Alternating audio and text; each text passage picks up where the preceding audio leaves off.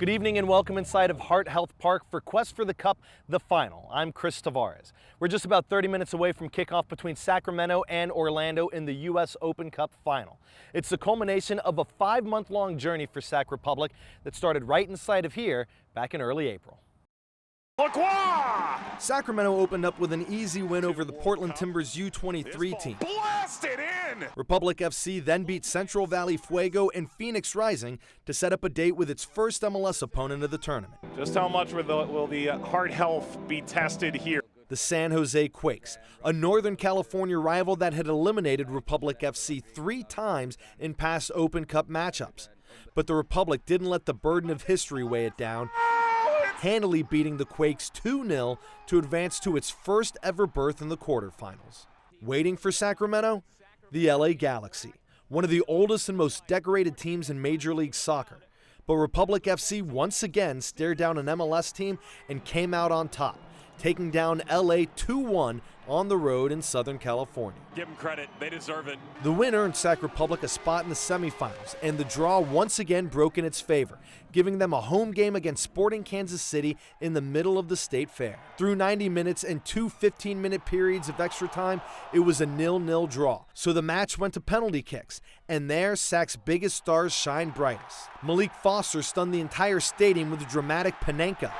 Then, with both teams a perfect 4 for 4 on penalty kicks, Danny Vitiello came up with a huge save, denying U.S. men's national team veteran Graham Zusi. That set up Rodrigo Lopez, the team captain and first ever signee in club history, for the game-winning kick to send Sacramento on to the finals. It's another cup set!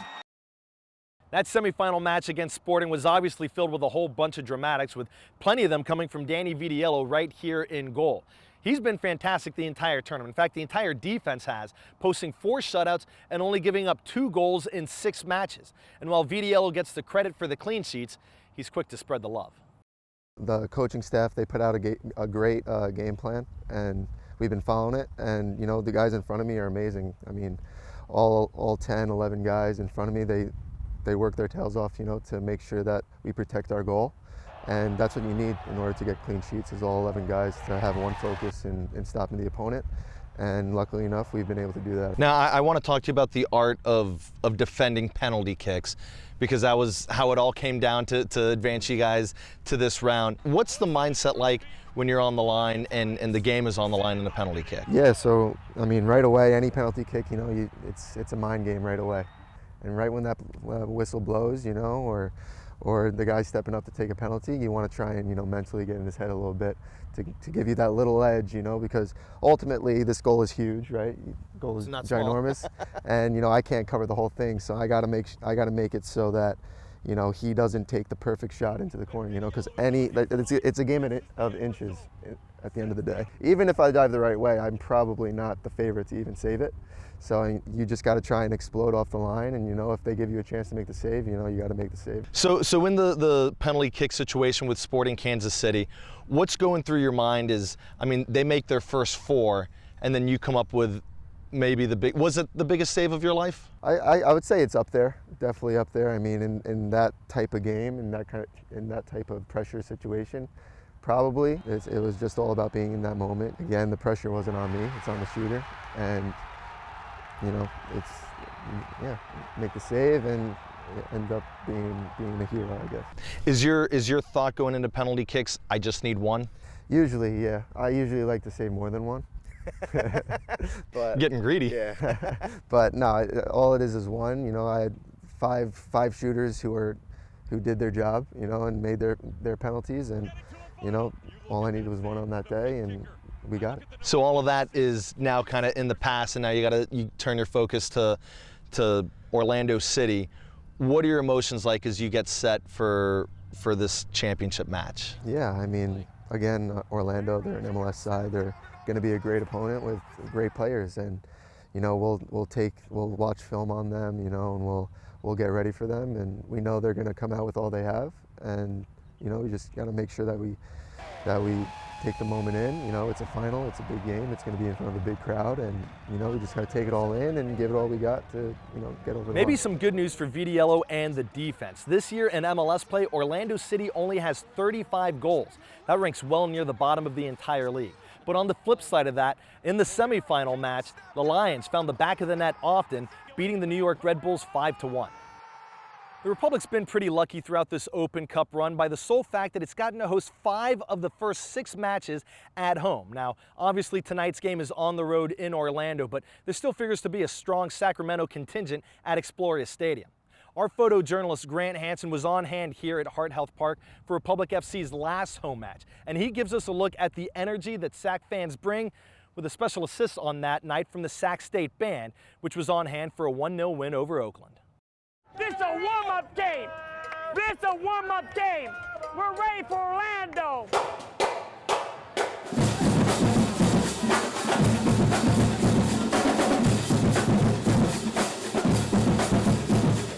We didn't know what to expect, but after, you know, rebuilding the roster, and then, you know, the tournament starts. Perfect season.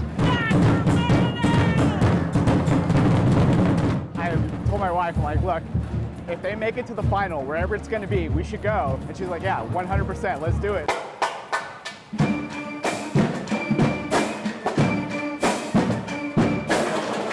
I'm very excited. We got all the fans. We are ready to play Orlando.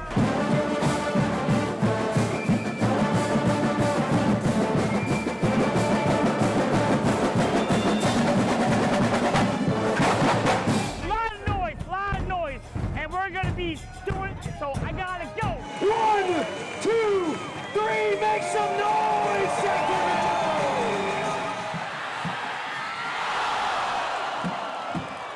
So to have all these new guys come in, gel together, and make this really great run, it just, you can't ask for anything more.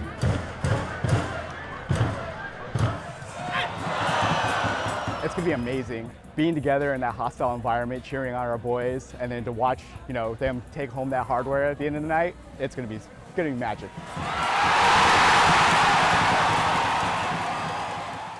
Orlando officially announced this match as a sellout 2 weeks ago. Exploria Stadium holds 25,500 fans, and for context, Heart Health Park is a little under 12,000. So this could well be one of, if not the biggest crowd Sacramento has ever played in front of. Now that's a little look at the defense. Next we'll hear from 2 of Sacramento's biggest offensive threats. And kickoff for the game is quickly approaching over on ESPN Plus at 5 o'clock, but we still have plenty more to come here on Quest for the Cup. Stick around.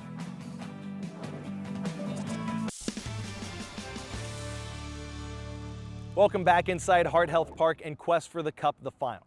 Penalty kicks are a controversial way for any match to end, but if after over 2 hours of play you still don't have a winner, it's a necessary last resort. And that's what it came down to for Sac Republic in its semifinal match against Sporting Kansas City. And with so much riding on each kick, there's no need for any added dramatics. Unless, of course, as our Sean Cunningham explains, you're Malik Foster. I was literally on the bench like this, and all I heard was the whole stadium go, The Jamaican Malik Foster. The Panenka, absolutely disgusting. It's a Panenka. It takes a lot of eggs to do that, honestly. That's just Malik. I mean, Malik does crazy stuff in his penalties during training, so I knew something was going to happen, something weird. It's just guts, you know? It's bravery. I wasn't planning it from before, but as I walking up, I said, I'm gonna do this, so I pulled it off, and it was all bravery and guts. He pulls out all the stops. Malik Foster, apologize now. This guy's got a family. What are you doing out here? The nerve in this situation to go that route, to employ this method. everything went wild, and then as soon as that happened, you felt the momentum shift. You felt the atmosphere change, and credit to Malik.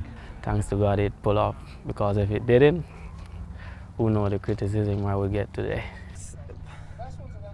If he misses that, I don't think he would have walked alive out of that locker room after the game. So If he'd have missed, he wouldn't have got out of that locker room alive. I think Jack said to him after the game, it's a good job you scored, because if you didn't, we'd be fighting now. I think I had the best view because I was beside the net. The ball, I think, was 5 yards above the crossbar, and then it just dropped, and I was just like hats off to him. Hats off to him. And then, yeah, I mean, incredible.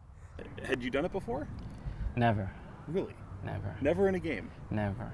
In training, I'm a tricky penalty taker, you know, but I never think I would do that in a game, you know. But actually, I never been in that situation. But my thing is, if you feel it at the moment, then do it. He scores and he shows up the crowd a little bit. He have a big role in playing why I did that. He did? Yeah. And then after he scored, he celebrated, I was pissed. So I needed revenge. Awesome, you got it. Yeah. If you're on the opposition and you see a guy do that, what does that mean? I think that's why they lose. You know, the keeper head, it wasn't there after that. If I was a keeper, my head wouldn't be there after that. So maybe, I don't know. Yeah. Credit to Malik. He's got huge confidence to do it in that moment and to execute it in that moment. That moment, best in soccer career? Yeah. Yeah? That's the best game, I think. I think that's the best game I will ever play in my life. He's been a phenomenal player for us, and for him to do that on that day, on the fourth PK, with so much at stake, credit to him. I don't know if he'll do it again. I hope not, but but it was great for us. It was great for the fans. It gave me a confidence, obviously, coming into the fifth PK, and it was something that was special for us. It was an amazing feeling. As soon as that kick, I think tears come to my eyes. I was like, it was a really overwhelming feeling. And then after, I'd be like, here we come, Orlando. With all due respect to local product Cam Iwasa, Jesuit High School grad and Sac Republic's all-time leading scorer, there's no bigger name in franchise history than Rodrigo Lopez. He's the club's first ever signee, the team captain, and the one Sacramento turns to in its biggest spot. And as he tells Sean, it's still hard for him to wrap his head around the fact that he and the team are in this position. The day after, it was really a special moment, you know, just waking up in the morning and being with my family, my friends, and realizing that, you know, we're in an Open Cup final against an MLS team, and it just kind of, I couldn't believe it, you know. Till this day, my son and I yesterday, we were going to practice, and he was like, Dad, I still can't believe you guys are in the final. And I'm like, honestly, I don't think. I mean, you can recognize just the moment of how many people are there. You've got a flyover.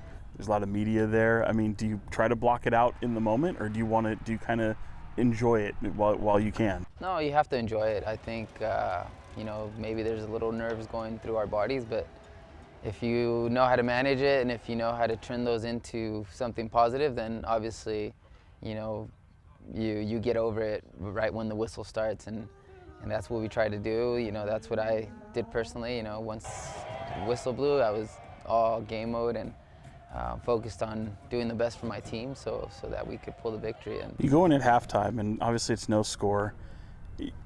Are you looking around going, man, we left some opportunities out there, or what are you kind of thinking being 0-0 with them?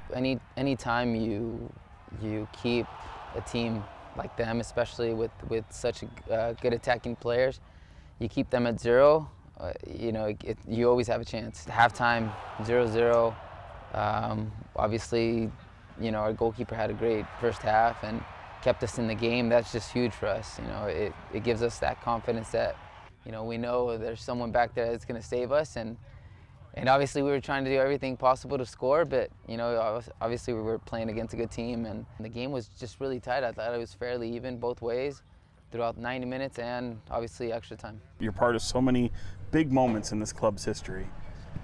You go out there and you have to deliver that shot.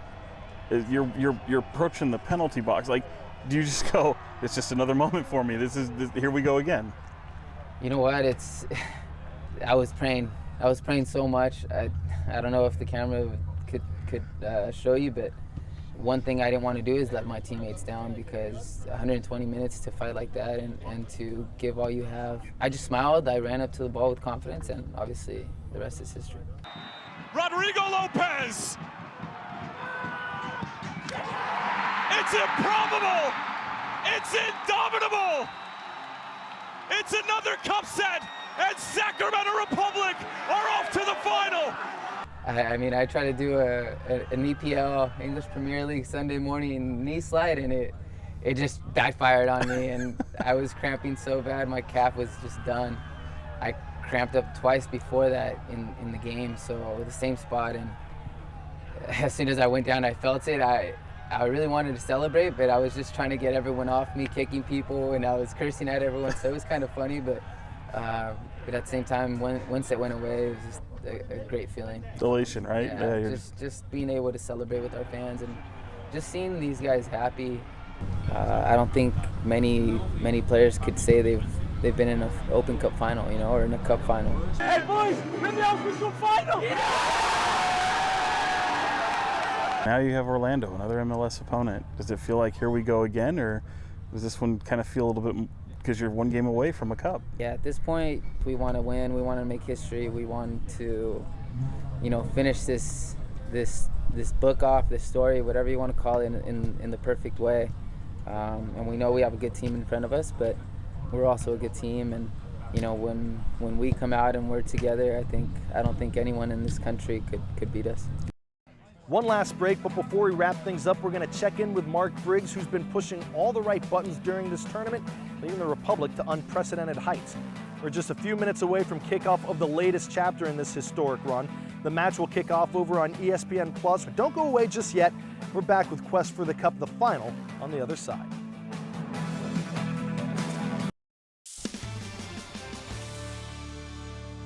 Welcome back one last time inside Heart Health Park and Quest for the Cup, the final.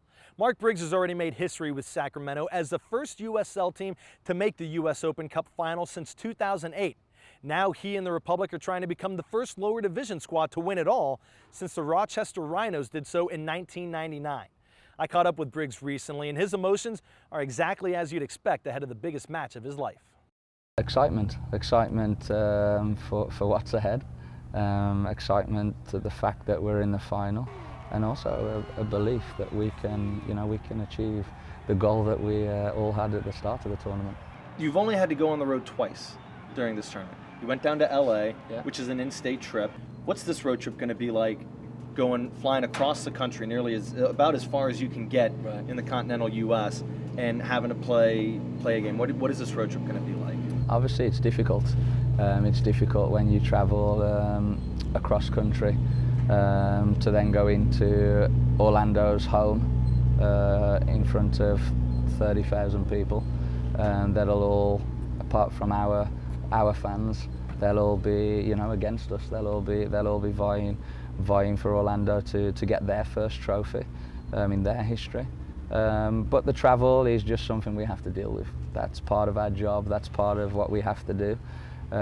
We've got to get there. We'll get there early. We'll get acclimatized, and we'll prepare for the game like we would any other. Do you ignore everything about regular season, what they're doing in their MLS season, and just focus on, we've got a trophy in front of us, and this is who's standing between us and that? Yeah, I don't think you can completely ignore it, because it shows you the type of team they are. It shows you the ability they have. But the final's a one-off game, and if we were to play a full season against Orlando, odds are they would come off with much more victories than we would. But in a one-off game, you never know what can happen.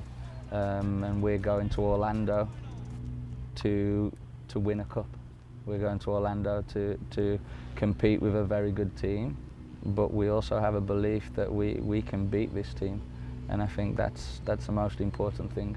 Do you allow yourself the chance to kind of dream about what it would be like to win it, to come out on the other side? You wouldn't be human if I sat here and said no, I haven't even thought about that. I'm lying. It's rubbish. Yes, you dream, you think about all sorts, you think about what could be, but it's very important you have those feelings, you have those thoughts, and you just pull yourself back to the reality. We want to be present, we want to be in the moment, we want to understand the opponent, and we want to understand how we can beat the opponent. And I think when you have those feelings and when you have those thoughts, just pull yourself into reality. Before the semifinal game, I asked you if this was the biggest match in club history. Yeah. You said yes. I asked you if that was the biggest game in your life as either as a player or a coach, and you said that it was. Will this be now bigger than all of that? Yeah, this is it'll be the biggest game in the club's history, the biggest game in a lot of the players' lives, and the biggest game in my history so far. These things don't come around often. And with the level of play in today's game, the level of finances that are put into MLS, it's becoming more and more difficult for lower level teams to be successful. And for us to be in the position that we are, every player in that locker room, every player that's represented this team this season deserves a huge amount of credit. And I'll be the first one to give them that. But we're in the final because we deserve to be. Now let's go and win it. Why not us? Again, you can watch the match on ESPN+. Of course, there's more than just a trophy on the line tonight. The winner earns a berth in the CONCACAF Champions League and $300,000. And it all comes down to this, from 103 teams down to the final 2 standing. Can Sacramento cap off this storybook run with a magical ending, or will Orlando win its first trophy since joining Major League Soccer in 2015? We're about to find out. Thank you so much for watching, and enjoy the game.